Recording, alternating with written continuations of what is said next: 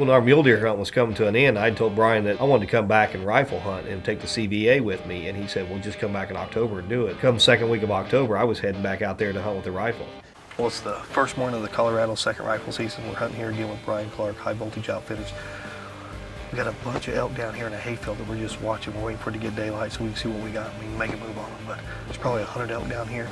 Full confidence Brian knows what we're doing, so he's been watching these elk for a few days, so hopefully we're gonna get on one. We're just gonna shoot a nice bull. It's been a rough season, so hopefully we get on one. I'll have elk in the freezer.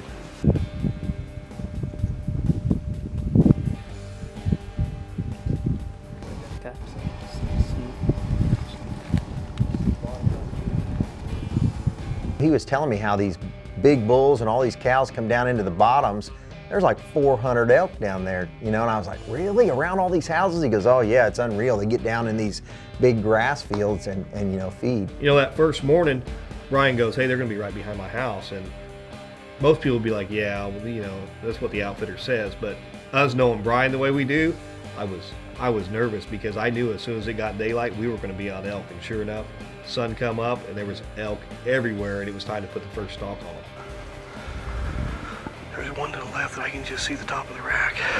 To the left of where they were. What's that one? Oh, that is the big 5.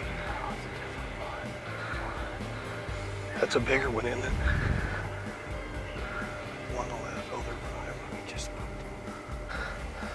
walking through them right now. We got in there on the first group of elk, and the neighbor actually scared them when they herded up. And for 11 minutes, I had the Vortex scope on a beautiful bull and could never get a shot because there were so many elk, there was never an ethical shot. There was either an elk behind him or he was walking, but there was never a clean kill shot. How many elk do you think were out there? Probably 130 in that one herd.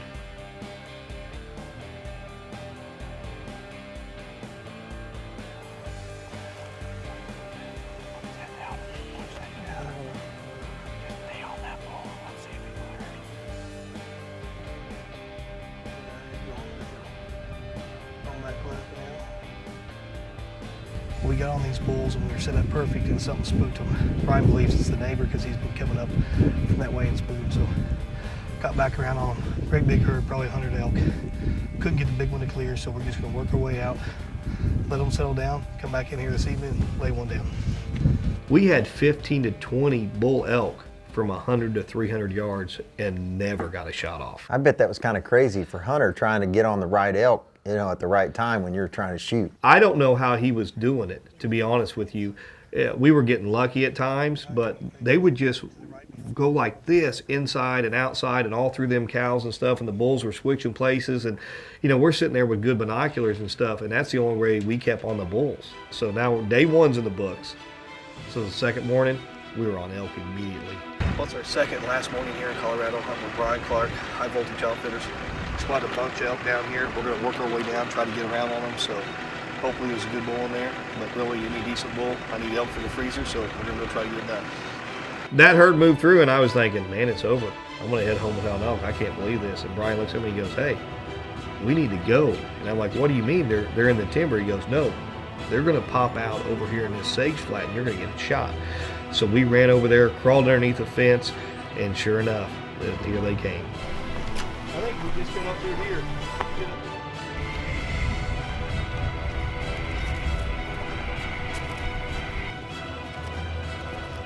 Brian spotted a bull. He's like, you need to shoot this bull. So I got on a tree, got a good rest, but I forgot to range him. Yep. 200, hold on. Yep. 200, hold on. Yep. So I missed that elk, and I'm thinking it's over, but they had no clue where the shot came from, and all they did was got in a bigger herd, and the bull started moving. And I'm glad I missed, because here comes a big 6x6 through the back.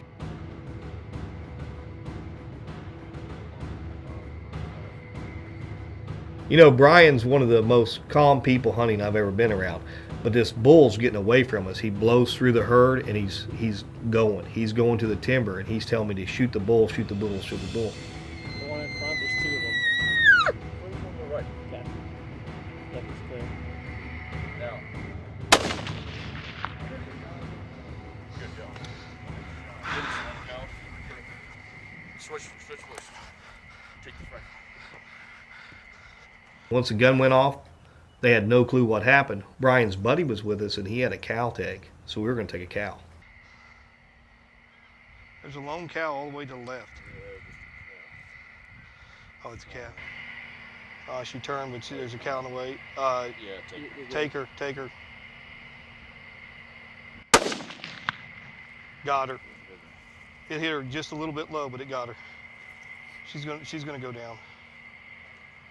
It looked like a heart shot, but I can't believe she's still standing. Came in this morning, probably what, 80 elk in his herd. Dennis had a cow tag, so what we're gonna do is I was gonna shoot a bull, and then Dennis was gonna shoot a cow, and of all things, it worked out perfect. I shot a great bull. This is Mighty Hunter's last morning. We only had 2 mornings to hunt, so we got it done. Brian Clark, High Voltage Outfitter, as always. First animal down with him every year. We were hoping to do it in mule deer season. We had a phenomenal mule deer hunt, just had a couple of mishaps here. Killed a bear. I don't know, we probably killed 10 animals with Brian. He's the real deal.